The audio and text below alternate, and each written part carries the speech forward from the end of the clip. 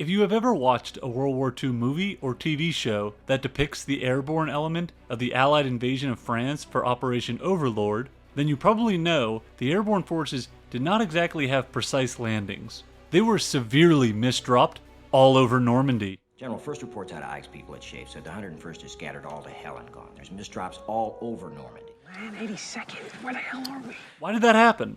What factors led to these paratroopers being scattered all over the place? Today, I'm going to dive into that question and answer it for you.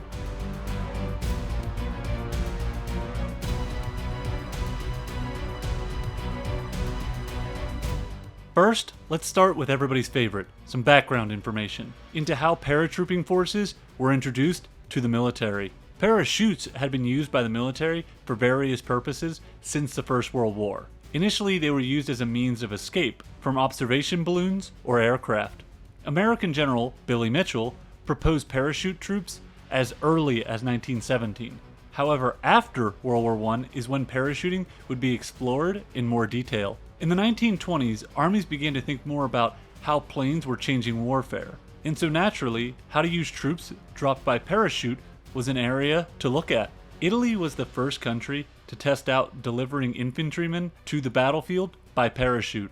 However, Soviet Russia had the most early success with large-scale maneuvers. But then Stalin's purges of military leaders in the Red Army during the 1930s caused innovation to be severely slowed, and so paratrooping lost its steam. The concepts at the time initially looked to use paratroopers in guerrilla warfare type tactics, dropping small specially trained units behind enemy lines to cause havoc to enemy communication or transportation networks. But another idea on how to use these paratroopers in the military setting started to develop. Instead of small commando-type operations, some thinkers toyed with the idea of massed airborne attacks in support of a larger operation, or possibly even be independent of a follow-up attack, taking and holding the objectives themselves without assistance. The thought was that paratroopers could be dropped in large numbers behind the heavily defended main defensive line. This would put them in a position to outflank the enemy forces by seizing objectives behind that line. This would help to avoid the grinding attrition-based warfare like World War I experienced, by opening up new fronts and attacking in completely unexpected locations, helping to facilitate breakthroughs. By the 1940s, with the outbreak of World War II, the German, British, and Americans all developed airborne divisions to be used in combat. Germany was the initial trendsetter. They used airborne forces in small-scale operations during their invasions of Norway, Denmark, Belgium, Netherlands, and France. Their military effectiveness was spotty at best, though. They had some victories, but also some defeats. Then in May of 1941, the Fallschirmjäger would be tested in its first large-scale military operation, and that was to take the island of Crete in Greece. In this operation, it would be solely up to the paratroop forces to take the island, since the British Royal Navy still had dominance in the Mediterranean Sea. The plan was simple. 3 paratrooper regiments would be dropped against the 3 northern towns on the island. Those towns were Maleme, Retimo, and Heraklion, where airstrips were located. Once these airstrips were captured, they would be used for landing in heavy equipment to roll up the British defenses along the main road on the island.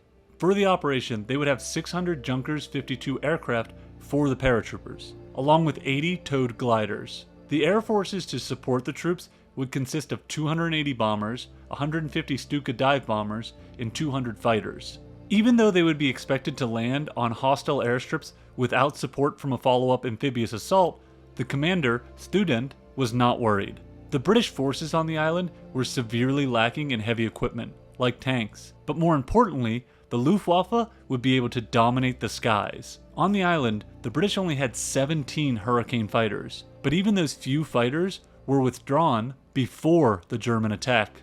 The British would have one massive advantage though. They knew when and where the attack was coming, because Ultra allowed them to decrypt German signals. Overall, the attack was a disaster for the Fallschirmjäger. The paratroopers were cut down as they landed. One company lost 112 out of 126 killed, while another battalion lost 400 of 600 men on the first day. By the end of that first dreadful day, the German paratroopers had captured none of their objectives, and looked to be on the verge of being crushed.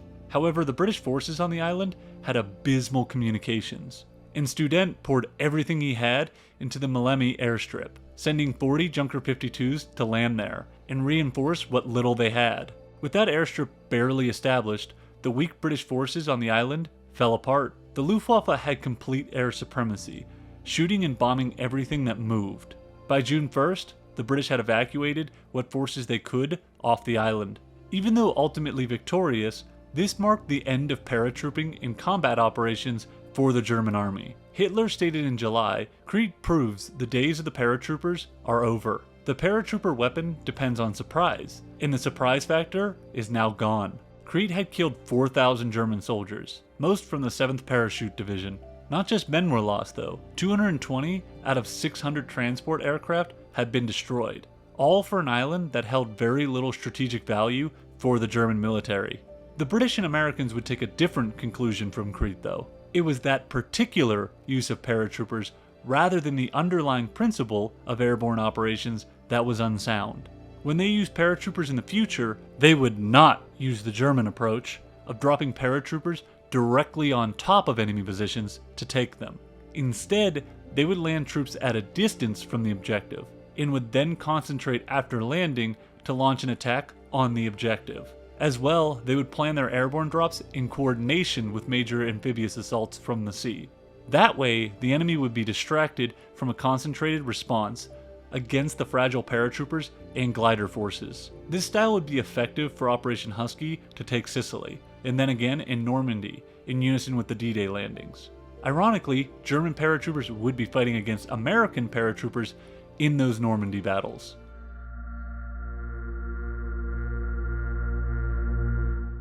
Alright, now that we have covered the evolution of paratrooping in the military, let's go into D-Day and how the airborne elements were supposed to support the amphibious assaults. For starters, 3 airborne divisions, 2 American and 1 British, and there was also a small Canadian airborne attachment to the British forces, would be used for this operation. However, not all the Allied commanders liked this idea. Some were worried about flexibility, because if the landings on the beaches hit extreme difficulties, they wouldn't be able to pivot towards a later attack, since that would mean abandoning all the airborne forces to certain doom. That meant the amphibious landings would have to take an all-or-nothing approach, just like the airborne forces. As well, on June 3rd, just before the invasion forces were about to launch, a grave warning was made by British General Lee Mallory, who was in charge of the Allied Expeditionary Air Force. He had become convinced that after an additional German division had been transferred to the western invasion area on the Cotentin Peninsula, where the 82nd and 101st Airbornes were supposed to be dropped, that they would be overmatched and crushed by the 3 German divisions with 60 tanks and an additional paratrooper regiment that was there. Such large forces would have a big advantage over the 2 lightly armed US paratrooper divisions, which made Lee Mallory implore Eisenhower to cancel the 82nd and 101st combat jumps. He claimed they were at grave risk of losing half the paratroopers and 1/3 of the accompanying gliders. A day later, he upped the total, saying the operation could cost 70% of the glider force, and throw away 2 airborne divisions in a futile slaughter.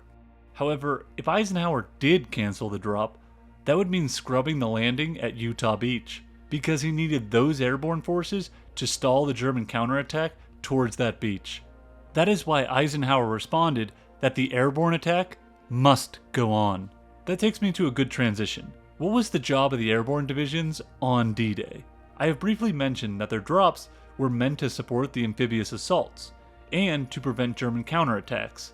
But what does that mean in practice? Let's start with the British 6th Airborne, and what their job was. Their job was essentially to secure the left flank of the invasion force. They would be dropped between the Orne and Dives rivers, and be expected to accomplish several goals in this region. The first group that would come in was D Company of 2nd Battalion. Theirs was a glider-borne force. They would land and need to take 2 bridges, one across the Caen Canal and the other across the Orne River. The follow-up paratrooper forces would come in to take or destroy other key objectives. The 9th Battalion was to land near Varaville and attack gun emplacements at Merville. Air reconnaissance of that area found a formidable bunker complex with large coastal guns that could be used to wreak havoc on the fleet and as well on the landing forces at Sword Beach. Those 150mm guns would need to be destroyed. The 8th and 5th battalions would be brought in to position themselves against a German counterattack coming from the south. The 5th would land just east of the Conn and Orne River bridges and use them to come across and take up positions around Ranville. This area also needed to be secured because the follow-up gliders had to land in the fields of this region, while the 8th, on the other hand, was dropped to the southeast between Trorn and Conn. A smaller group had the task of destroying the 4 bridges on the Dives River. By destroying these bridges and making use of the floodplain around it, the expected counterattack by the 21st German Panzer Division would be forced to alter their approach and come from the south instead of the east. In order to match up against that armored counterattack, the British airborne forces would need some heavy weapons. These would need to be flown in on gliders, since they were too heavy to parachute in. Those gliders would land in the captured fields around Ranville. To sum up, the British airborne would essentially create a wall at the Dives River by destroying the bridges on it, funneling the 21st Panzer Division counterattack to take the longer journey to the south, and then hold off that counterattack long enough for the British forces at Sword to establish a beachhead and link up with the airborne forces using the Conn and Orne River bridges. Now for the Americans. They had 2 airborne divisions, the 82nd and the 101st. Here's what they were expected to accomplish on D-Day. The 82nd would be dropped on both sides of the Murderette River and would look to secure the town of St. Mary-Église. This town was the rail link from Caen and Carentan to Cherbourg, so taking it would isolate the key port of Cherbourg. The 82nd would also take the bridges over the Murderette, which would help facilitate the drive across the Continent Peninsula, which would in turn seal off Cherbourg before American forces advanced to take it. Additionally, by taking St. Mary-Église in the bridges, they would prevent any German counterattack from hitting the isolated forces on Utah Beach. The 101st, on the other hand, was expected to land near Varaville and St. Mary-du-Mont. They would take the 4 elevated causeways connecting Utah Beach on the Continent Peninsula with the other 4 landing forces. The 101st would also be tasked with taking out 4 105mm guns that were aimed at Utah Beach, and their long-term objective was to reach and take the town of Carentan, to link up the U.S. forces from Utah and Omaha beaches. The main goal of the U.S. airborne forces was to support the Utah Beach landings. The force at Utah Beach was isolated from the other 4 landing forces, and so the airborne would help to protect that isolated force from counterattack. Also, once a beachhead was established, their next goal was to aid in the breakout by helping to take the key port at Cherbourg in the west and connect with the Omaha landing force in the east.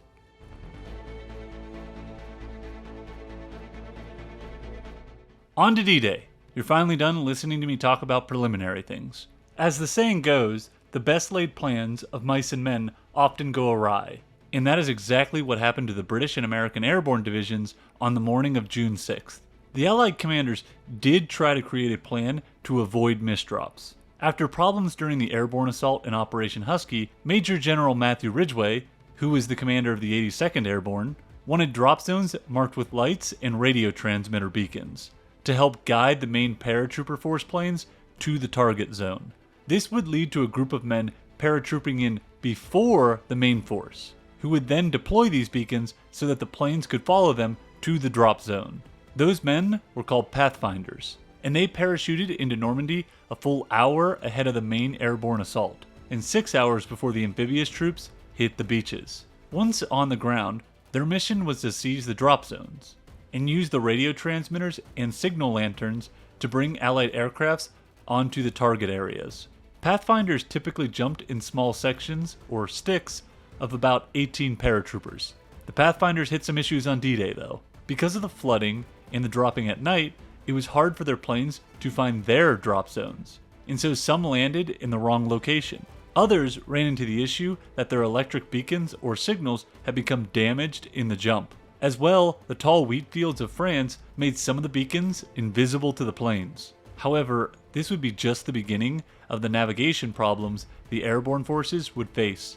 On the journey from air bases in England to the drop zones in France, The C-47s carrying the paratroopers were painted black with white stripes to help identify them to the Allied ships below. There was a fear of friendly fire after an incident in the Sicily campaign that led Navy anti-air gunners to mistake airborne transport planes for enemy planes and shoot at them. That is also why the C-47's route would sweep to the exterior of the invasion fleet, to avoid any misidentification problems. On the American side, a British torpedo boat would be used to signal when the planes were to turn east towards the Continent Peninsula. With the coast in sight, the pilots warned the paratroopers they had less than 10 minutes to go. Unfortunately, after reaching the coastline, the planes ran into a dense fog that had not been predicted. It was so thick the blue lights at the end of each wing were not visible. This is a good point to stop and note the operational approach that was expected of the C-47 pilots. They were expected to fly in tight V formations, at a steady pace of 110 miles per hour, at a height of 700 feet, and were told not to make any evasive actions when they came under fire from enemy ground units. This approach was believed to ensure the planes would fly directly to the Pathfinder beacons and drop their chocks at the designated locations. That way, the paratroopers could quickly form up and then head for their objectives. However, that dense fog completely destroyed that approach. The pilots, unable to see anything, rightfully became afraid of mid-air collisions with the planes closely flying next to them. And so those on the outside of the formation started to veer off. What made these veer-offs and dispersals of type formations worse was that only the lead pilot's planes in each V formation had the device that could lock onto the Pathfinder's signals. With the V formation now gone, none of the other planes knew when or where to turn on their green light. The best they could do was guess. To further amplify the pilots' confusion, once they emerged from the fog bank, the planes came under intense fire from German flak batteries. For the American airborne divisions, their pilots had never flown a combat mission, and so the sudden intense flak fire made them instinctively take evasive action to avoid the explosive blasts. The British had more experienced pilots, and so this issue did not plague them nearly as badly as it did in the American sector. In fact, in their first glider wave, with the men who looked to take the Caen Canal and Orne River bridges, they managed to land a glider only 50 yards from a bunker that protected the Caen Canal bridge. The British were not completely immune to pilots taking evasive action though, as their follow-up paratrooper planes would demonstrate. Anyway, back to the American sector. To avoid the clouds, some pilots increased height to upwards of 2,000 feet, while others decreased to about 500 feet. Very few pilots had stayed at 700 feet through the full cloud bank, and even more moved in an evasive manner as to not be a straight line target for the ground fire. What was worse than all of that, many pilots went full throttle. The speed of some of these C-47s reached as high as 150 miles per hour. They were flying in the exact opposite manner planned. Instead of planes flying in steady, straight, tight V formations at 110 miles per hour and at a height of 700 feet to ensure ideal conditions for jumping, you have planes as low as 250 feet and many more from 500 to 600 feet, going at speeds upwards of around 150 miles per hour. All the while, the pilots have no idea where the drop zone is, after losing their formations in the clouds. And to amplify the stress even further, these pilots are under fire for the first time while flying. This all sounds bad in hindsight, but an additional factor which hurt the pilots is that the Continent Peninsula is only 23 miles wide, and so the pilots knew they only had about 6 or 7 minutes after reaching the shoreline before the drop zone would come up. Decisions had to be made quickly and under great duress. The pilots have no chance to accurately predict where they are, and so they have to give their best guess as to when to hit the red warning light signal, alerting the paratroopers that they only have 4 minutes until drop. And then from there, it wasn't long until some pilots just hit the green go signal, just to release the paratroopers and so they can finally leave this combat area. The force felt by these paratroopers was enormous, jumping out of planes flying almost 50 miles per hour faster than they had practiced. As well, the ones who were released under 700 feet led to plenty of broken bones and injuries. Worse than that, it is recorded that some planes released so low their parachutes didn't have time to activate, and so they hit the ground and they hit it hard. One trooper who witnessed such an event described the sound chillingly, like watermelons falling off the back of a truck. In both the British and American sectors, the airborne misdrops were severe. For example, the British 6th Airborne Battalion that was designated to take out the Maryville battery, only 160 out of 600 men reached the rendezvous point because of misdrops. Another brigade of British paratroopers missed their drop zone because the Dive River was swollen with flooding. The pilots mistook it for the Orne River and dropped their chocks on the wrong side. For the American 101st, out of the 6,000 jumpers, barely 1,000 had landed on or near the H-hour objectives, which were the objectives the Allied planners wanted to achieve by the beginning of the amphibious assaults. The men of the 101st's famous Easy Company, featured in HBO's Band of Brothers series, were scattered over a 12-mile radius. Dick Winters of that company actually landed near the 82nd objective of St. Mary Église. I saw a sign back that way. It said San Mariglis. Roughly 6 miles from his target drop zone. Overall, only 1 out of the 6 total regiments had been delivered where intended. Even worse for the American soldiers, their glider force took heavy casualties in the flooded fields that were lined with anti-glider obstacles called Rommel's asparagus. Because of that, only one of the 12 75mm howitzers, which were going to be used to counter the German armor attack, was usable. The American airborne forces would somehow have to hold on with little more than rifles and grenades. This fiasco of misdrops started in the intelligence phase. Air Recon had failed to recognize the thorough flooding of the area because vegetation had grown and camouflaged it, leading to many paratroopers drowning. As well, and more in the air commander's control, they had failed to send out an advanced weather plane to warn the following C-47s of the low cloud banks. Those surprise clouds led pilots to disperse to avoid mid-air collisions. From there, things went from bad to worse. Inexperienced combat flyers immediately went full throttle when they came under flak fire. All this chaos led planes to be scattered and lost, dropping their chalk at the best guess of where the drop zones might be.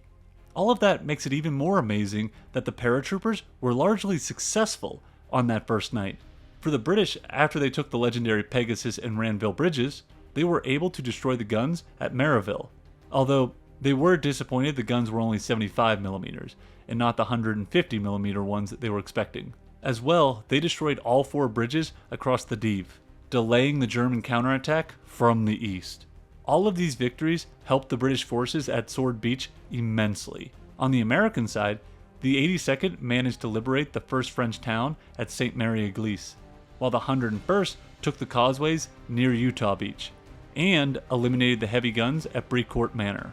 The paratroopers were so successful that the man who predicted their doom, Chief Air Marshal Lee Mallory, acknowledged his misjudgment to Eisenhower, stating, "I am more thankful than I can say that my misgivings were unfounded. May I congratulate you on the wisdom of your choice." How did they do this? Weirdly enough, their wild misdrops had an advantage. It confused the hell out of German commanders. They couldn't figure out where the main attack was targeting, because they were getting reports of paratrooper drops everywhere. But also I need to note that part of that was because of a British operation to drop fake paratroopers all over northwest France with the goal of confusing the Germans. As well, key German commanders were not in Normandy at the time of the attack, because they thought the recent bad weather would prevent an invasion, and so a decisive counterattack was delayed. Hitler aided to that problem by sleeping through the morning paratrooper drops. And even when he woke up, he wasn't convinced that this was the real invasion. More than anything though, the British, American, and even the small Canadian airborne took their objectives because of the valor and elite fighting capabilities displayed by their airborne units. They adapted well to the chaos, and what groups could be cobbled together found a way to make a tremendous impact. After D-Day, how to next use the airborne divisions for their intended goal became a perplexing issue for Allied commanders. After all, they were the most highly trained units at their disposal, and many wanted to find a way to get them back into the action. That eventually led to Operation Market Garden, which was a total disaster. The airborne drops ironically went smooth in that. The failure was more of a result of too ambitious of goals on too narrow of a timetable. From there, the risk-reward associated with large-scale paratrooper operations increasingly leaned into the risk category. There were too many variables at play, and unless the paratrooper force achieved total surprise, it could likely end in disaster. Airborne disasters are not like normal military disasters. They're total. There is no way to extract airborne forces once committed. And so if the follow-up force doesn't reach them, like what happened in Operation Market Garden, they are doomed to destruction or capture. That type of all-or-nothing approach, while being at the mercy of perfect weather, led to the eventual demise of independent parachute forces since 1945. Still, I can't help but appreciate the pure guts it took from Allied commanders like Eisenhower, but even more so from the men of the 101st, 82nd, and 6th Airbornes, to go for a plan that involved dropping them behind enemy lines, on a hostile continent in the hope and faith that the follow-up forces would prevent their certain doom. They were truly remarkable men.